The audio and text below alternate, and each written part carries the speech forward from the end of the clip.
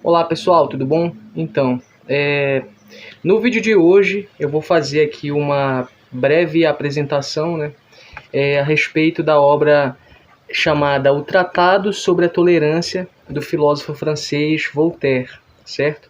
E aí, como o nome da própria apresentação já diz aqui, eu vou tentar fazer também um diálogo com a contemporaneidade, Pensar assim, olha, o que foi tratado pelo Voltaire há muitos anos atrás, que ainda nos dias de hoje a gente acaba, enquanto sociedade, percebendo. Inicialmente aqui, eu queria dizer que essa apresentação ela partiu de um instrumento avaliativo, da disciplina de Seminários de Obras Filosóficas Modernas, que é uma disciplina optativa oferecida lá pelo meu curso, que é o curso de Filosofia, aqui da Universidade Federal do Amapá, certo? A Unifap, e que foi ministrada pelo professor Antônio Almeida, e que tinha como intuito, esse instrumento avaliativo, fazer com que os alunos ali fizessem a leitura e a análise de algumas obras. E a obra em que eu e o meu colega de grupo, que foi o Rangel, a gente acabou apresentando foi justamente essa obra aqui, que é o Tratado sobre a Tolerância. Eu já havia tido contato com esse tema, esse tema da tolerância, numa outra obra que eu li para uma atividade lá do Programa de Iniciação à Docência, que é o PIBID, que eu participo, que é essa obra aqui, ó. Não sei se está dando para ler, mas é a Carta sobre a Tolerância do filósofo inglês John Locke, Eu já tinha lido a respeito desse tema, e aí acabou que a gente teve a sorte, o Ranjo também participa desse programa, a gente teve a sorte de pegar esse tema que tem a ver, com esse outro livro que a gente já tinha lido. Então, vamos iniciar aqui, Bem, eu vou começar falando um pouco sobre a biografia do autor, e começo dizendo o seguinte, olha, o meu francês é horrível, François-Marie Arouet, eu acredito que seja assim a pronúncia, se eu estiver errado, peço desculpas aí, conhecido por seu pseudônimo literário Voltaire. Daqui a pouco a gente vai falar por que ele pode ter utilizado esse pseudônimo, Voltaire, porque na verdade o verdadeiro nome dele era esse aí, François, Ele nasceu no dia 21 de novembro de 1694, na cidade de Paris, certo? Em 1704, portanto, aos 10 anos de idade, ele passou a estudar no Collège Louis le Grand, e aí de novo peço desculpas pelo meu francês, horrível, uma das instituições de ensino mais prestigiadas da França, da qual só saiu em 1711. Ele estudou vários anos ali naquela escola durante a infância dele, e o que a gente percebe é que, assim como Descartes, que foi uma apresentação anterior à nossa, onde os colegas lá abordaram o tema daquele livro Discurso do Método, o Voltaire, assim como Descartes, ele também estudou durante a infância, num colégio muito bom, lá na França, Isso daí pode ter influenciado também esse desempenho dele dentro da filosofia, Então vamos lá. Ainda acerca de sua formação, o que se sabe é que Voltaire ingressou no curso de Direito, mas não chegou a concluir, certo?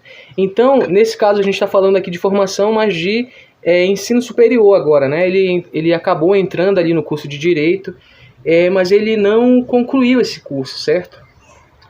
Então vamos lá. Continuando aqui a biografia do autor, a gente acaba dizendo o seguinte: além de filósofo, ele foi também historiador, e isso daqui é uma importante observação que a gente tem que fazer, nessa tendência dele a ser historiador, porque a gente, posteriormente, na verdade eu, vou falar novamente,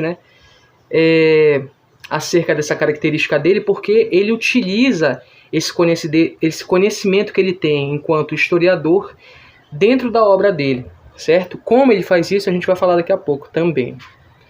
Então vamos lá. Ele foi também historiador, dramaturgo e poeta. Escreveu poemas em que fazia sátiras à autoridade de sua época, o que fez com que, mais de uma vez, o mesmo sofresse perseguição e tivesse que exilar-se em outros países. O que evidencia que o próprio Voltaire já havia sofrido com o problema da intolerância, não a religiosa, é claro, mas a política. Aí o que acontece? Como a gente viu lá no início, o nome verdadeiro dele não é Voltaire, o nome dele é François, certo? Então, como a gente viu agora, ele escrevia alguns textos, né? E ele fazia, através desses textos, muitas críticas à autoridade da época. E aí ele começou a sofrer uma grande perseguição por conta dessas autoridades, né? Por parte, na verdade, dessas autoridades, e ele teve que fugir para outros países, passar algum tempo lá em outros países. Então, esse pode ter sido também um dos motivos pelos quais ele acabou adotando esse pseudônimo literário, né, de Voltaire. E aí o que acontece, né? Ainda sobre esse trecho que eu acabei de ler, né? O que a gente percebe é que essa questão, esse problema da intolerância, né? Porque o nome do livro é o quê? Tratado sobre a tolerância, mas o tema que ele vai mais falar sobre isso durante o livro, né? É sobre a intolerância, né? E aí a gente percebe que esse problema da intolerância ele já vinha sofrendo desde a época que ele escrevia os poemas dele. Então já era algo muito comum na vida dele lidar com esse tema da intolerância, né? Mas aqui é uma intolerância que é uma intolerância diferente da intolerância que ele trata no livro dele. Aqui no livro dele ele trata sobre uma intolerância religiosa, certo? E aí a intolerância que ele sofria era uma intolerância política, ele era impedido de se expressar, né? E quando ele se expressava, ele acabava sendo perseguido, né? Então vamos lá, pessoal.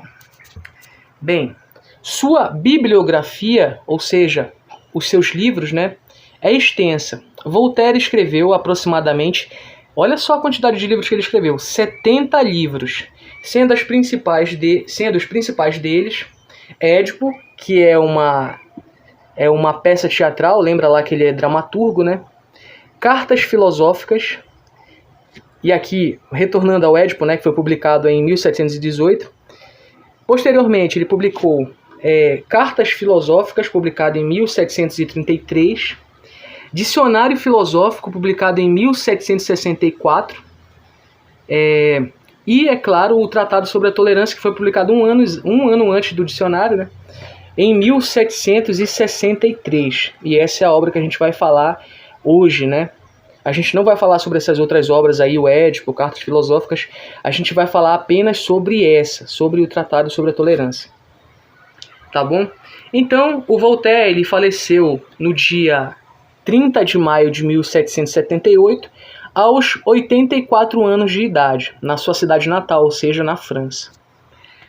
Bem, dito isto, né, a gente vai passar aqui para um outro grande tópico, né, que vale lembrar, né, vale ressaltar, na verdade, esses tópicos eles foram sugeridos pelo professor Antônio para que a gente pudesse ter um norte ali na nossa leitura, né? Então a primeira parte foi uma biografia, essa segunda parte eu trago esse tópico aqui, né? Nesse texto, do que está falando o filósofo? Qual o seu tema ou assunto, certo? Então a partir dessas duas perguntas, a gente vai dando continuidade aqui à nossa apresentação. Bem, para que possamos explicar acerca do assunto, ou melhor, do tema principal da obra, o Tratado sobre a Tolerância, de 1763, do filósofo francês Voltaire, antes é necessário que expliquemos, mesmo que de forma breve e resumida, acerca do movimento religioso que influenciou o seu surgimento em debates em toda a Europa no período da modernidade. Então, o que a gente adianta aqui, né? Que um movimento religioso foi aquilo que fez com que esse tema da tolerância e, consequentemente, também o tema da intolerância, né, passasse a ser tratado por muitos escritores da época, certo? Qual foi esse movimento? É justamente o que a gente vai explicar agora, né? Bem, o movimento ao qual estamos nos referindo é a chamada Reforma Protestante, que teve início com a iniciativa de Martinho Lutero, em 1517, quando o mesmo pregou na igreja de Wittenberg 95 teses criticando práticas da Igreja Católica, como, por exemplo, a venda de indulgências. Então, pessoal, olha só, esse senhor chamado Martinho Lutero, o que ele fez? Ele percebeu que a Igreja Católica estava cometendo diversos atos aos quais ele não achava correto. E aí o que ele fez? Olha, ele escreveu 95 teses, ou seja, ele fez 95 denúncias, vamos dizer assim, né?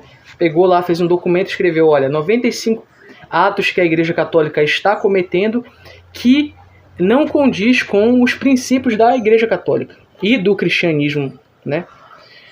E aí ele foi lá e pregou essas 95 teses na porta dessa igreja lá, que é a igreja de Wittenberg, fica lá na Alemanha, certo?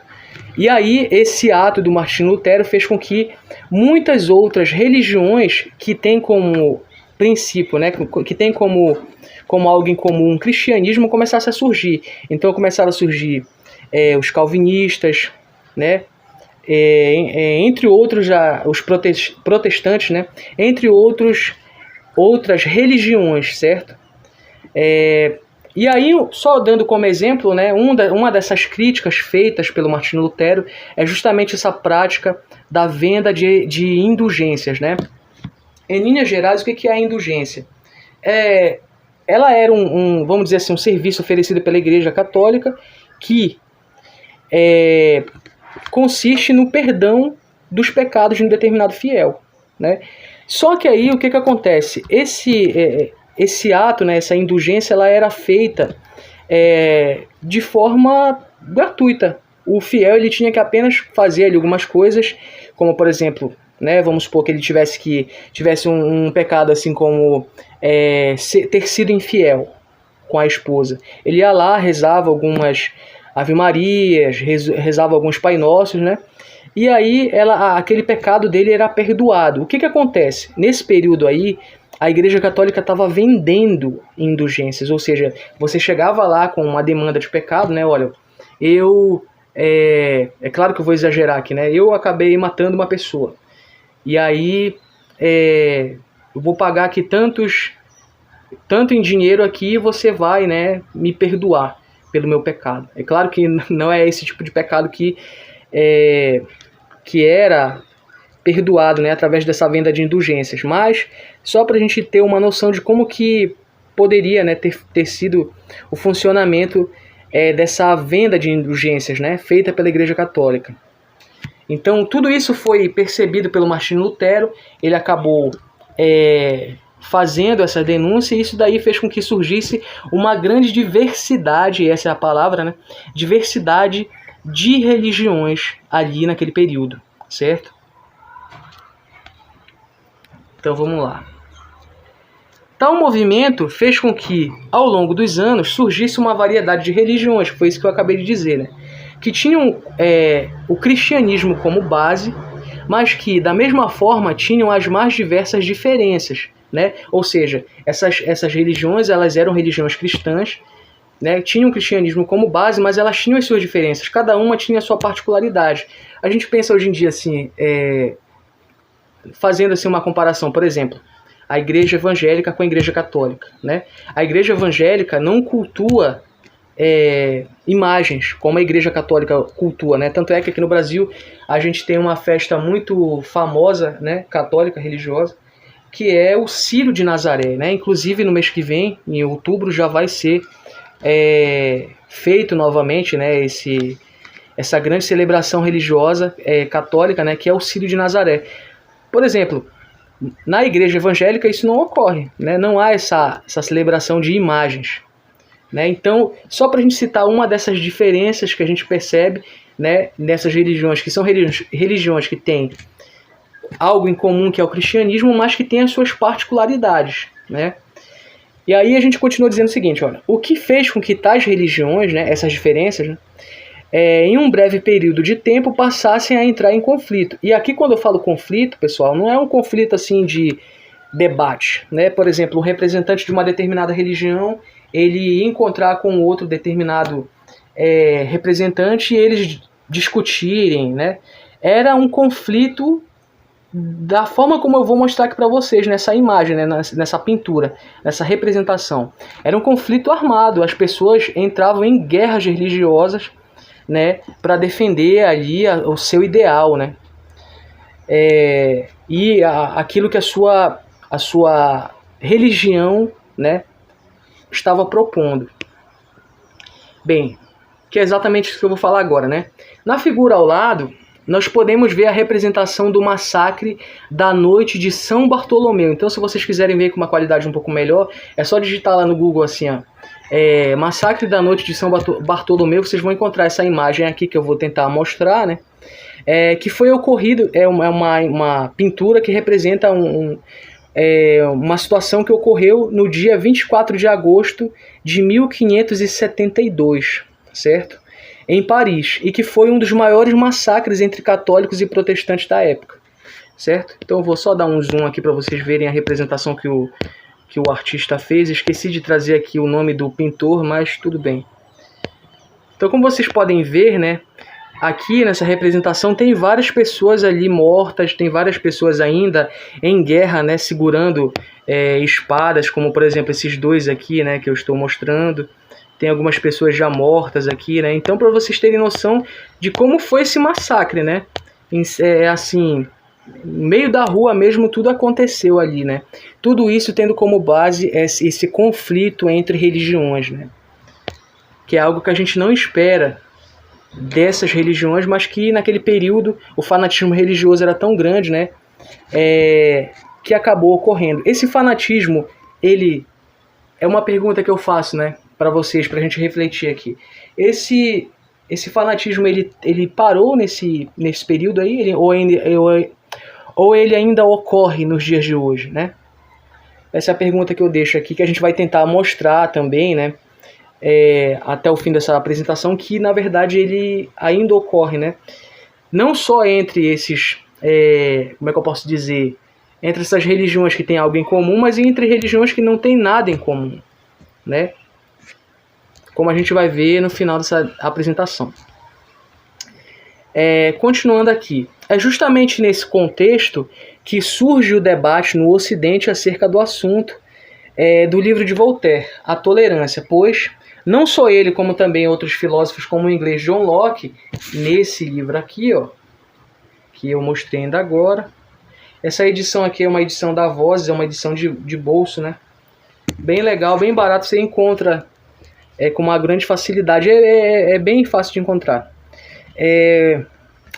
Como outros filósofos como John Locke, por exemplo, observavam que tais religiões não se toleravam, muito pelo contrário, praticavam a intolerância e o fanatismo religioso, coisas que iam contra a todos os ensinamentos básicos do cristianismo. E essa última parte aqui, a gente acabou tirando desse livro mesmo aqui, né, do Carta sobre a Tolerância, que o John Locke, né, ele apresenta alguns argumentos para tentar pensar a tolerância, né? Por que nós devemos ser tolerantes? Aí ele dá lá o primeiro argumento, né? E esse argumento é o de que o princípio básico do cristianismo é a pessoa tolerar os outros, né? Tolerar os seus irmãos. E essa daqui é a capa do livro da edição que eu li, né? Tratado sobre a tolerância. Vocês também encontram com uma facilidade muito grande na internet. Caso vocês não encontrem, é só entrar em contato comigo. Eu vou deixar o meu e-mail aí na descrição. Se vocês quiserem pedir, eu posso enviar tranquilamente, tá bom? Então vamos lá. Partindo aqui para um outro tópico, né? Qual o problema que se coloca? Por que o tema está em questão? Então, pessoal, por que esse tema da tolerância, ou melhor, da intolerância está em questão, né? Como vimos anteriormente, o debate acerca da tolerância e a crítica sobre a intolerância era de interesse de muitos pensadores europeus da época, né? Devido aos muitos conflitos religiosos que surgiram no período que se deu após a Reforma Protestante. Voltaire, no entanto, ele buscou, através de seu livro, fazer uma denúncia de um caso específico, o de Jean Calas, homem acusado de matar o próprio filho enforcado por motivos de divergências religiosas, o que, como explicou Voltaire durante todo o decorrer do primeiro capítulo, não ocorreu. Então, pessoal, o que a gente percebe é que ambos os livros, tanto o Tratado sobre a Tolerância quanto a Carta sobre a Tolerância do John Locke, são livros que fazem críticas, e duras críticas, né, principalmente o Tratado, a respeito de atos cometidos ali pela Igreja Católica, né? O que acontece? Na Carta sobre a Tolerância, a gente vai perceber como é que eu posso dizer? Uma denúncia que é feita de forma velada, vamos dizer assim, né? Ele não cita nomes, o John Locke ele não cita nomes. O John Locke, quando ele vai falar, por exemplo, da Inquisição, né, nesse livro, ele fala assim, olha, naquele período em que as pessoas eram jogadas na fogueira, algo assim ele diz nesse livro, né? Ele faz referência à fogueira justamente para ele fazer referência também à Inquisição, que era algo que era feito pela Igreja Católica, né?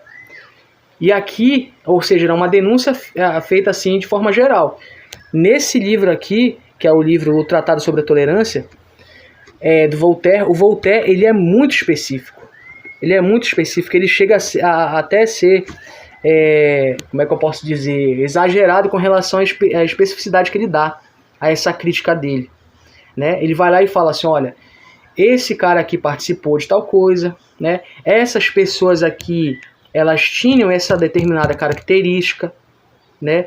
O que ocorreu com esse rapaz aqui, com esse homem aqui, foi algo, né, errado. Então a gente vai falar agora sobre o primeiro capítulo, né? E vocês vão perceber como ele vai especificando tudo aquilo que ele quer falar, né? Ele traça perfis lá de cada um dos envolvidos e ele vai sugerindo coisas, né? Sempre. Então ele é bem específico nessa crítica que ele está fazendo, diferente de outros autores que fazem uma crítica geral, né? A respeito dessa questão da intolerância. Então vamos lá.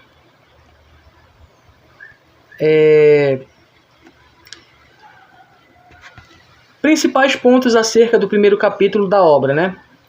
Como eu já disse, como eu falei anteriormente, né, esse livro ele parte da ideia de que um homem é acusado, que no caso é o Jean Calas, o personagem principal da obra, né? Ele é acusado de matar o próprio filho dele enforcado, né? E aí, durante todo o primeiro capítulo, o Voltaire vai fazer o seguinte, ele vai dar todas as pistas para que a gente possa chegar à conclusão de que, na verdade, não foi um assassinato, foi um suicídio, certo? Então, vamos falar aqui sobre os principais pontos do primeiro capítulo, né? Que inicia da seguinte forma. O Voltaire inicia o capítulo intitulado História Abreviada da Morte de Jean Calas, traçando o perfil desse que será o personagem principal da obra. No caso, é o Jean Calas, né? Então ele começa traçando o perfil da primeira pessoa, né? Ele diz o seguinte, olha, o Jean Calas ele era um homem de 68 anos de idade, ele era conhecido por ser um bom comerciante e um bom pai, ele era protestante, mas que, diferente de outros religiosos de sua época, ele convivia bem com pessoas de outra religião, como um de seus filhos, o Luís Calas, e sua criada. Então, olha só, o Voltaire ele começa a traçar esse perfil aí do Jean Calas justamente para ele provar o seguinte, para ele tentar insinuar o seguinte, que esse personagem ele não tinha nenhum motivo, ele não tinha perfil de uma pessoa que tivesse coragem ali para matar o próprio filho, né? Ele era um senhor de idade, ele era um senhor conhecido por ser bom naquilo que ele fazia, tanto no que diz respeito à profissão dele como comerciante, quanto em relação à vida familiar dele. Ele era um bom pai, ele era visto dessa forma.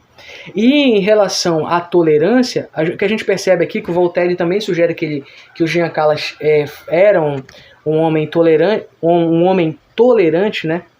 Porque ele fala assim, olha, o Jean Calas ele tinha um filho que era de outra religião, ele tinha uma criada, né, que é uma moça que trabalhava para ele na casa dele, e ele em nenhum momento tratou essas pessoas mal por conta da religião deles, né? E é essa a acusação que é feita contra o Jean Calas, né? Ele é acusado de ser intolerante com relação ao próprio filho dele, né? Que é um outro filho que não é o Luiz, é o Marco Antônio, que a gente vai falar daqui a pouco, né, sobre ele. Então, nesse início, a gente já pega essas,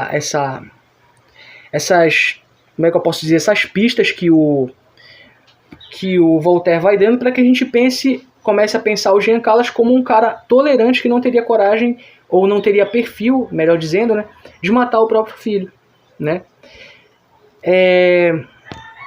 O Voltaire utiliza essa afirmação, como eu já disse, para argumentar que o Jean Calas era um homem tolerante, né? Exatamente isso que eu acabei de dizer aqui, só para terminar esse slide.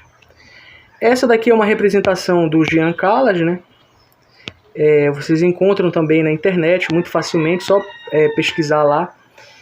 E aí a gente já passa aqui para um segundo momento desse primeiro capítulo, que é o Voltaire tentando traçar o perfil do Marco Antônio, que é o filho do Jean Calas, né? Então ele fala assim o seguinte, olha, o Marco Antônio ele era, né, uma pessoa de espírito inquieto, um homem de espírito inquieto e violento. Não havia tido sucesso em ingressar nos negócios da família, ou seja, no comércio, né? Lembra lá que o Jean Calas era comerciante, e nem na ordem dos advogados, e que por isso havia decidido por fim a sua vida. O que acontece? O Voltaire ele vai traçando esse perfil aí do Marco Antônio para ele meio que dar a entender, né, de que o Marco Antônio ele tinha todo... como é que eu posso dizer? Ele tinha todos os motivos para ele pôr fim à vida dele. Ele não era um cara bem sucedido no que diz respeito aos negócios da família, ele não tinha conseguido se sair bem lá com o comércio, né? Que o pai dele era comerciante, lembra disso, né? E ele era um cara muito estudioso, porém ele não tinha conseguido ingressar na ordem dos advogados. Então ele tinha essas duas frustrações aqui. Uma frustração no âmbito profissional dele, da família dele, né? E depois no mesmo âmbito, que é o âmbito profissional também, mas é um que ele estava já estudando para exercer, né? Que é a advocacia. Então ele era frustrado duas vezes. Ele tinha essas duas frustrações que poderiam e podem, né, numa situação real, fazer com que uma pessoa acabe desistindo da vida, né? E pondo fim. Essa daqui é uma representação da morte do Marco Antônio, que daqui a pouco a gente vai também voltar a falar sobre ela, porque tem alguns detalhes aqui nessa pintura que a gente tem que o Voltaire vai se apegar, né? Ele vai citar durante o livro dele, durante esse primeiro capítulo só, né? Esse primeiro capítulo ele é marcado também, e essa é uma sugestão que se eu pudesse fazer para o Voltaire eu faria, né? Que é o fato de que ele coloca vários assuntos dentro de um próprio de um mesmo capítulo, né? Ele coloca ali, ele traça o perfil do Jean Calas, ele traça o perfil do Marco Antônio, ele traça o perfil do Lavais, que é o amigo do Marco Antônio, que daqui a pouco a gente vai falar. Ele traça o perfil dos moradores de Toulouse, que é onde tudo acontece, a cidade lá na França. Ele também fala sobre o julgamento, né, do Jean Calas, e isso tudo dentro de um capítulo de 6 páginas. Né? A obra toda tem 25 capítulos, esse é só o primeiro capítulo, né? Então vamos lá. Em seguida, o Voltaire ele traça o perfil do amigo de Marco Antônio, o Lavais, que assim como o Jean Calas também foi acusado injustamente de contribuir para a morte de Marco Antônio, certo? Daqui a pouco vocês vão ver o absurdo que foi essa acusação do Lavais, que é um amigo lá do Marco Antônio. As pessoas acusaram ele, através de um boato, de ser vamos dizer assim, um carrasco, né? E daqui a pouco eu explico melhor sobre isso. Então vamos lá. Segundo Voltaire, o Lavais ele era um jovem de 19 anos. Ele era conhecido por sua pureza, por sua gentileza e bons costumes. E ele era filho de pai advogado. E essas características, elas foram usadas pelo Voltaire para argumentar o seguinte, olha, que o rapaz ele não apresentava, assim como Jean Calas, um perfil de assassino, né? E aqui, esse é o momento, essa representação aqui que quase eu deixo escapar, né? É o momento em que a esposa do Jean Calas e o Jean Calas, né? Que é esse que está aqui rezando aqui para cima e está orando, souberam da morte do filho dele, né? Que seria o Marco Antônio, que é esse rapaz que anda a vela, seja a representação do Lavaisse, certo? Que era o amigo dele, que foi ele que encontrou juntamente com o Pierre Calas, que é o filho do Jean, tá bom? Após aí um jantar. Então vamos lá. Após traçar o perfil de Jean Calas, o Marco Antônio Lavaisse, Voltaire passa a explicar acerca de como Marco Antônio foi encontrado. Segundo o autor, Marco Antônio foi encontrado por Lavaisse e seu irmão. Nessa representação aqui, eu acredito que o autor, né, da obra tenha representado somente o Lavaisse carregando, né, o Marco Antônio. Segundo o autor, Marco Antônio foi encontrado por Lavaisse e seu irmão mais caçula, Pierre Calas, enforcado em um gancho de uma porta. Olha os detalhes que o Voltaire dá aqui pra gente, né?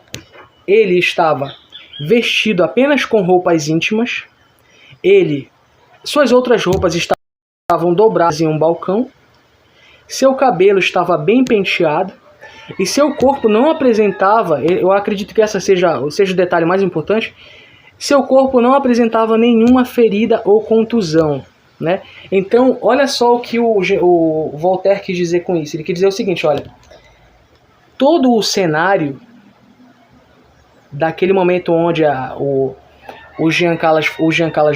Marco Antônio foi encontrado, ele sugere que não houve luta corporal, não houve uma briga, porque está tudo no seu devido lugar. As roupas estão arrumadas, a vela está ali acesa, né?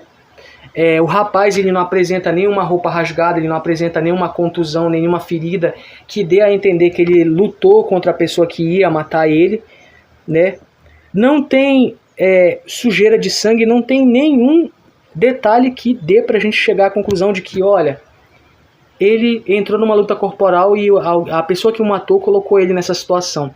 Todo o contexto ali sugere que ele se colocou naquela situação, que ele cometeu suicídio. E aí, olha, aqui a representação que o artista faz, né? As roupas ali no canto dobradas, a mesa toda bem arrumada, né? Ele somente com a roupa íntima, né? Que naquela época era uma roupa totalmente grande e tudo mais. E aí enforcado, né? E o Lavaisse retirando ele daquela situação tão triste. Continuando, né? Voltaire, então, ele passa a explicar acerca da reação de Jean Calas e de sua esposa ao verem seu filho morto. Ou seja, acerca do desespero do casal, né?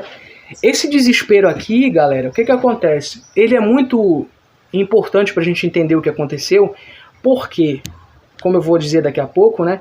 Ele é uma grande virada de chave aqui nessa situação. Ele vai fazer com que muitas pessoas mal intencionadas comecem a se aproximar aqui dessa situação, né? Então, olha só. Tal desespero, segundo Voltaire, chamou a atenção de muitas pessoas que passavam por ali e que logo começaram a aglomerar na frente da casa. O Voltaire, ele explica que o povo da cidade de Toulouse, né, era muito supersticioso. Aqui ele já está traçando um novo perfil de quem, né? Um perfil dos habitantes daquela cidade. Ele começa dizendo que os habitantes daquela cidade tinham como característica serem pessoas supersticiosas, que gostavam, ou que tinham uma tendência, melhor dizendo, a se enfurecer com assuntos ligados à religião, certo? Então aquelas pessoas ali queriam só uma oportunidade para se enfurecer com relação a algum assunto ligado à religião deles, né? Para falar acerca de como era comum a intolerância em Toulouse, o Voltaire cita a festa que costumava acontecer todos os anos na cidade, com procissão e fogos de artifício, e que comemorava o dia em que 4.000 cidadãos heréticos foram assassinados. Então o que acontece, pessoal? Nessa cidade de Toulouse, em um determinado período lá ocorreu um grande massacre, né? Uma dessas grandes guerras de religião aí, morreram 4.000 pessoas naquele lugar. E aí, durante muitos anos, foi comemorado essas mortes, né? Essas 4.000 mortes. E aí, naquele período em que ocorreu essa situação com os Giancalas, essa festa ela tava chegando ao seu bicentenário, né? 200 anos aí que ela existia, ela era, como o autor, né, da obra, o Voltaire, explica, ela era ilegal já. Ela não poderia ocorrer, mas ela acabava acontecendo de forma clandestina, vamos dizer assim, né? Então, pessoal, como a gente vai ver daqui a pouco, esse fato que aconteceu com a família do Giancalas, ele foi utilizado por essas pessoas que comemoravam essa festa odiosa, né, para se comemorar naquele ano justamente o bicentenário dessa festa, certo? Eles aproveitaram essa situação que ocorreu, né, com o Giancalas. Dito isto, o Voltaire passa a explicar acerca dos boatos gerados em meio às muitas pessoas que estavam na multidão em frente à casa dos Calas. E aí a gente volta a fazer uma observação aqui, né, que com o desespero da família, lá o Giancalas gritando lá e chamando a atenção, chamava muita atenção, na verdade, né, das pessoas que passavam lá por perto. E aí algumas dessas pessoas, como já disse, mal intencionadas e postas a todo momento a se enfurecer, né, começaram a criar alguns boatos lá, dentro daquela multidão, né? E aí a gente pensa o seguinte, olha, como que desde aquele período essa questão do boato que é espalhado para uma multidão, né, ele pode ser prejudicial para uma pessoa. E aí a gente vem de novo pensar a contemporaneidade, né? Essa questão das notícias falsas em redes sociais. Você solta uma notícia ali na rede social, aquela notícia ela acaba tomando uma grande proporção. Muitas vezes essa notícia ela é falsa e aquela notícia ela vai prejudicar muito uma pessoa, né? Se ela não for desmentida. E às vezes, mesmo quando ela é desmentida, aquela pessoa acaba sendo condenada por aquilo. Então, o que ocorreu aqui, né? Uma pessoa ali no meio da multidão que se aglomerou na frente da casa do Giancalas começou a dizer o seguinte, olha, esse senhor que está aí, essa morte desse rapaz aí foi ocasionada por ele matou o próprio filho dele enforcado. Por quê? Porque ele discordava da religião do filho dele. Que é uma acusação que não faz o menor sentido, porque o Giancalas era um cara totalmente tolerante, como a gente viu anteriormente. Ele já tinha um filho que era de outra religião, ele tinha uma criada que era de outra religião, e ele não tinha o porquê, né, fazer isso. É claro que a pessoa que falou isso, né, que criou esse boato, ela não tinha acesso a essa informação. E daqui a pouco a gente vai ver qual é a resposta, né, que o Voltaire oferece para a gente com relação a essa questão do problema da intolerância, certo? Que poderia ter sido usado nesse momento aqui, certo? E aí esse não foi o único boato que foi criado, né? Um outro boato que surgiu no meio dessa multidão foi o seguinte, o de que o Lavaisse, que era um amigo do Marco Antônio que havia ido para lá, para a casa dos Calas, jantar e tudo mais, ele havia sido escolhido por representantes de sua religião, que era diferente da do Marco Antônio, né, para ser o carrasco de Marco Antônio, ou seja, ir lá e matar ele, certo? O que não era verdade também, né? Então foram dois boatos assim que fizeram com que uma das autoridades da época lá, e eu não me lembro se o Voltaire cita o nome, acredito que cita assim o nome dessa pessoa, foi lá e mandou com que algum guarda lá fosse lá prender essas duas pessoas, que no caso era o Lavaisse e o Giancalas. O que aconteceu é que toda a família foi presa, né, naquele momento ali. Continuando aqui esse tópico, a gente continua dizendo o seguinte, após esse momento, o Voltaire passa a explicar acerca de como a figura de Marco Antônio ela passou a ser vista, né, após esse acontecimento, o Marco Antônio ele passou a ser endeusado. Ele passou a ser visto como um santo, como a gente vai ver agora, né? Segundo ele, no caso, segundo Voltaire, o Marco Antônio passou a ser visto como um santo. Alguns, olha só o fanatismo religioso desse pessoal de Toulouse, na época.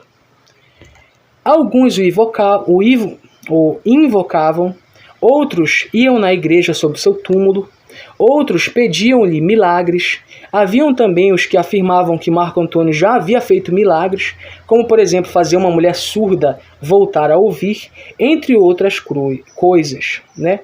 Então a gente percebe aqui o fanatismo porque muitas pessoas já começaram a mentir, de fato, né? Já estavam mentindo com relação ao boato, e essa mentira tomou uma proporção tão grande que as pessoas fanáticas começaram a ir para a igreja e rezar por ele, rezar pelo Marco Antônio, para que ele fizesse milagres. Algumas pessoas levavam tão a sério dizendo que ele já havia até curado uma moça da surdez que ela tinha, o que também não era uma verdade. Então vamos lá, pessoal. Tal visão acerca da figura de Marco Antônio tornou inevitável a morte de Jean Calas, que já era uma morte esperada devido à data comemorativa da festa odiosa, que a gente estava citando agora, né?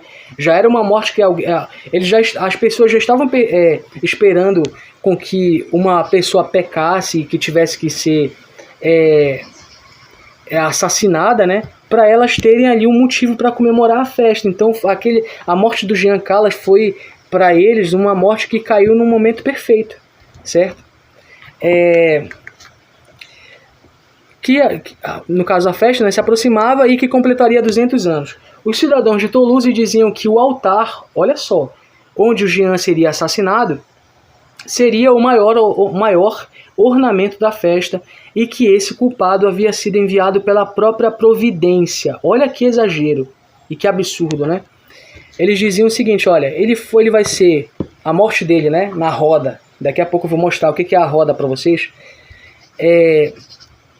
Ela vai ser o maior ornamento da festa, a festa vai acontecer lá, e vai ter um momento principal que é a morte dele, né? E aí, segundo Voltaire, essas pessoas começaram a dizer que essa morte desse senhor chamado Jean Calas foi oferecida pelo próprio Deus. Olha que absurdo, né? Então a gente vai continuando aqui, né? A partir desse instante, o Voltaire passa a explicar acerca dos detalhes em torno do polêmico julgamento de Jean Calas. Então a gente passou esse primeiro momento da morte do Marco Antônio, todas as polêmicas em torno da morte dele. E aí a gente passa por um outro problema aqui, que é o problema do julgamento, que foi um julgamento totalmente imparcial, um julgamento que iniciou sem provas contra o Jean Calas, e um julgamento que prejudicou toda uma família, certo? E é um dos julgamentos mais famosos aí desse período. Então vamos lá, pessoal. Já li essa parte, né? Segundo ele, 13 juízes passaram a se reunir diariamente para dar um rápido andamento no processo. Processo que não apresentava nenhuma prova contra o Jean Calas e que foi influenciado fortemente por um discurso religioso. Ou seja, os juízes, alguns deles, já entraram com a intenção de condenar aquela pessoa. Isso é errado. Quando você vai julgar uma pessoa, você que está na condição de juiz, você tem que ser totalmente parcial. Quer dizer, imparcial, né? Você não tem que ir lá já com a intenção de condenar a pessoa. Você tem que fazer o seu trabalho, você tem que pegar, ver as provas e a partir dessas provas tomar uma decisão juntamente com outras pessoas, né? Que são os outros juízes. Só que o que acontece, né? Nesse julgamento aqui, 6 desses 13 que foram julgar o caso do Jean Calas, 6 já foram com a intenção de condenar ele. E aí os outros 7, eles tomaram a decisão de serem aqueles que vão pelo menos investigar, né? Vão pelo menos ali investigar, fazer algumas perguntas para ele para tentar chegar a alguma conclusão, né? Então vamos continuar aqui a leitura. Segundo ele, 13 juízes passaram a se reunir diariamente para dar um rápido andamento ao processo. Processo esse que não teve nenhuma prova contra Jean Calas e que foi influenciado fortemente por um discurso religioso. Já li essa parte. Inicialmente, 6 juízes demonstraram-se contra Jean Calas, que já havia dito também, né? Seu filho Pierre Lavaisse e a esposa de Jean. Olha as 4 pessoas aí que estão envolvidas, né? O Pierre, o Lavaisse, a esposa do Jean, que não é citado o nome dela na obra, e o Jean, né? 4 pessoas aí acusadas. Outros 7 juízes queriam que os acusados fossem pelo menos interrogados. Foi aquilo que eu disse ainda agora, né? E aí um dos 7 citados há pouco, ele passou a defender o Jean Calas. Ele falou, olha, esse homem aí, ele é inocente, eu tenho certeza disso, e eu vou ser a pessoa que vai liderar aqui o grupo de juízes que vai defender ele. Né? Na verdade, só foi esse juiz que acabou tomando partido do Jean Calas, né? E aí, da mesma forma, um desses 6 juízes que já entraram com a intenção de condenar à morte, né? O Jean Calas, ele já tomou também partido e ele falou o seguinte, então eu vou ser a tua oposição. E nós dois vamos ficar medindo forças aqui, né?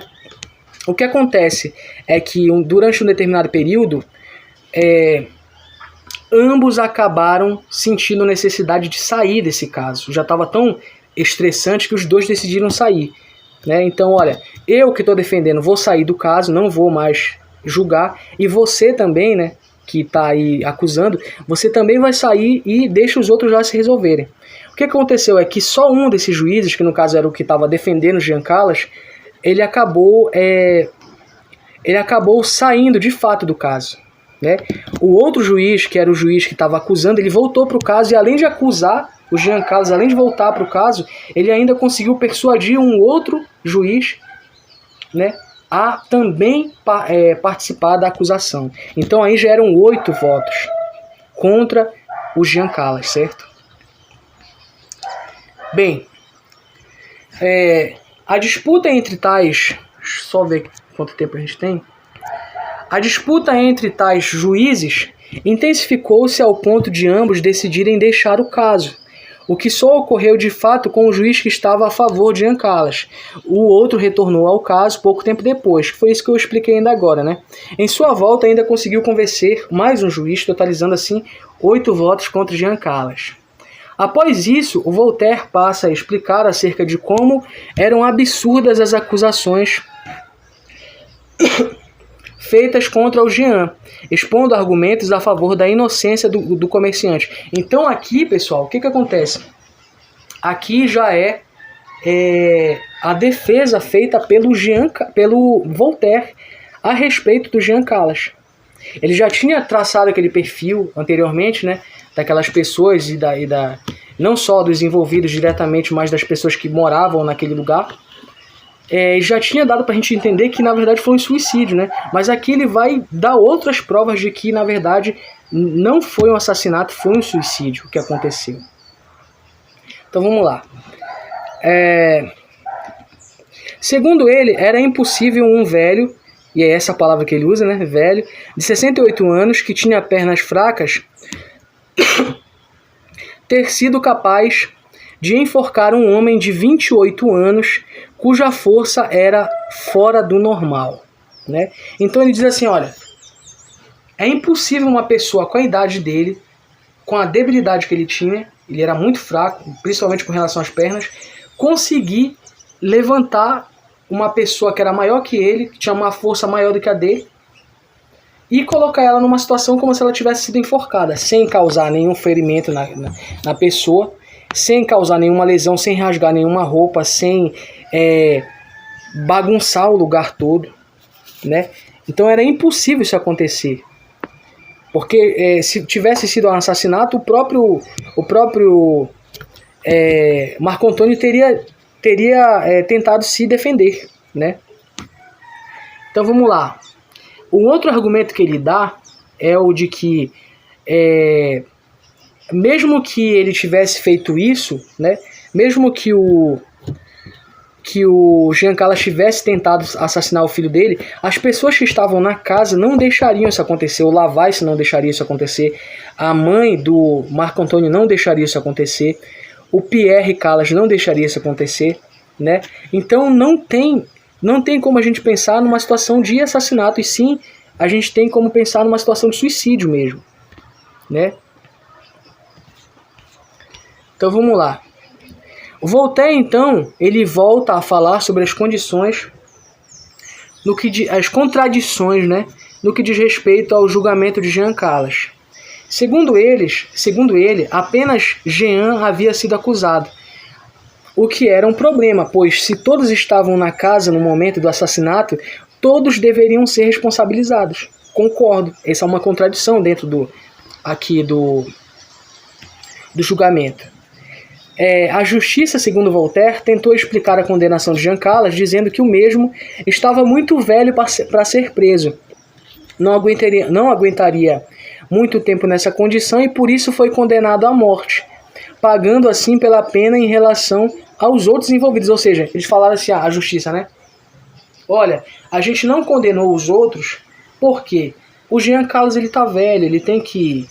Ele pode acabar morrendo muito rapidamente lá na prisão, e aí ele pode muito bem pagar pelos outros. Ele vai ser condenado pelos outros, ele vai, né, ele vai ser condenado, e aí os outros não vão precisar ser presos, né? E essa é uma das contradições aí presentes nesse julgamento. Envergonhados com a fala de Jean Callas na hora de sua execução, que pedia para que Deus os perdoassem pelo erro, tal como fez também, né, segundo a Bíblia, a figura de Jesus Cristo, que ao ser condenado, né, disse para que, falando com Deus, né, que Deus perdoasse aquelas pessoas porque elas não sabiam o que elas faziam. Foi justamente isso que o Jean Callas fez na hora da morte. Isso daí foi uma ofensa para os juízes, e eles só cogitaram, né, redigir uma nova sentença, incluindo os outros envolvidos, né? O que não ocorreu, pois eles perceberam que uma sentença desmentiria a outra, já que a inclusão dos outros faria com que as pessoas pensassem que Jean Callas era inocente por ter sido condenado sozinho. Então, esse julgamento ele foi cheio de brechas para as pessoas começarem a entender que os juízes eles já foram com essa intenção de condenar, e eles já acabaram deixando muitas contradições perceptíveis aqui, né? Os mesmos decidiram então banir Pierre Callas, o que era ilegal, pois ou ele era culpado e por isso deveria ser morto, ou inocente e teria direito de continuar na cidade. Então é outra contradição aqui presente nesse julgamento aqui do Jean Callas, né? Então vamos lá. Por fim, a gente já encaminha aqui para o fim desse primeiro capítulo, né, que é o capítulo principal da obra. O Voltaire explica o que ocorreu com os envolvidos. Segundo ele, o Pierre ele foi encerrado em um convento de dominicanos, ele foi mandado lá para um convento, lá ele morreu. As filhas de Jean Callas foram também para um convento, essas não morreram, elas conseguiram sobreviver lá, né? A esposa de Jean Callas, ela ficou sozinha e passou por muitos anos de sofrimento.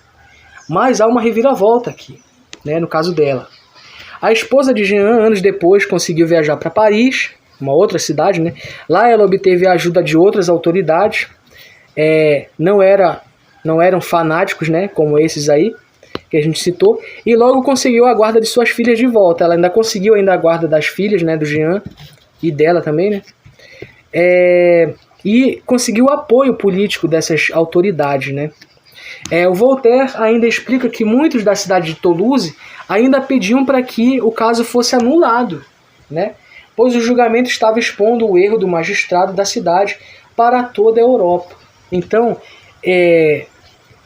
a gente termina esse comentário sobre o primeiro capítulo dizendo o seguinte, olha, ainda após a morte e o julgamento mal sucedido, né, lá do Jean Callas, a família continuou sendo perseguida. A família do Jean Callas, que no caso agora já era só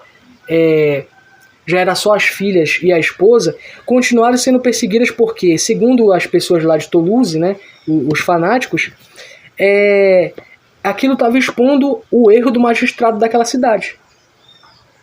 E isso era muito ruim para eles, né? O filósofo termina o capítulo explicando que o caso fez com que o debate acerca da tolerância passasse a ser mais intenso em todo o continente europeu. E aí outros autores como John Locke, enfim, outros autores vieram a comentar sobre esse assunto, certo? Não esse especificamente, mas a questão da tolerância no geral, né? Então, pessoal, dando continuidade aqui, né? E aí, passando já para um outro tópico, para os tópicos finais aqui dessa apresentação, um problema e uma pergunta que a gente traz é a seguinte: ó. Qual a resposta que o autor dá ao problema? Ou seja, problema da intolerância, né? Qual a tese que defende ao tentar resolver o problema ou explicar o tema? Então vamos lá. Para que possamos explicar acerca da tese defendida pelo Voltaire, com o intuito de resolver o problema exposto em seu livro, ou seja, o problema da intolerância religiosa, antes é preciso que expliquemos acerca da principal característica presente no modo de pensar predominante no período da modernidade, né? Como vimos através dos estudos feitos nas disciplinas de História da Filosofia, a modernidade é marcada pela mudança na forma de pensar. Ao invés do pensamento teocêntrico presente no período medieval, em que Deus era o centro de tudo, a modernidade apresenta um pensamento antropocêntrico, em que o homem é o centro de tudo. Centro do pensamento, no caso, né? Pensamento esse que tem como principal característica a supervalorização da razão, essa aqui é a característica, influenciada por movimentos como o iluminismo, certo? A gente não vai entrar aqui em detalhes sobre o que foi o iluminismo, né? Mas fica aqui essa grande observação, né? De que esse é um período marcado, ou seja, a modernidade marcada pela supervalorização da razão, certo? Como filho de seu tempo, Voltaire não poderia deixar de pensar de forma semelhante. Portanto, é notório em muitos momentos de sua obra o uso do argumento feito pelo autor de que a razão é a única forma que temos para superar o problema da intolerância religiosa, certo? No capítulo 5 da obra, intitulado Como a Tolerância Pode Ser Admitida, isso fica claro. Nele o autor diz que o melhor método de diminuir o número de maníacos, se é que existe, é o de deixar essa doença do espírito sob o controle da razão, que esclarece aos homens lentamente. Ainda nesse capítulo, Voltaire diz que a razão é doce, é humana, inspira a indulgência, abafa a discórdia, fortalece a virtude, torna agradável a obediência às leis, mas ainda que a força pode obrigar a cumpri-las. Então, o que a gente percebe é que essa resposta que ele dá para esse problema é justamente o uso da razão. Quando a gente para pensar assim naquela situação lá na frente da casa do Jean Carlos, se as pessoas tivessem usado a razão lá e começassem a refletir naquele momento, elas chegariam também à conclusão de que aquilo foi um suicídio.